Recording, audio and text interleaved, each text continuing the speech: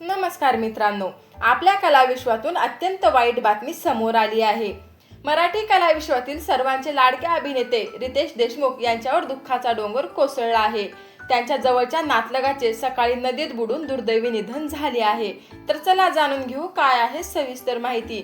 तत्पूर्वी समर्थ फिल्मी बायोग्राफी या चॅनलवर नवीन असाल तर लाईक आणि सबस्क्राईब करा।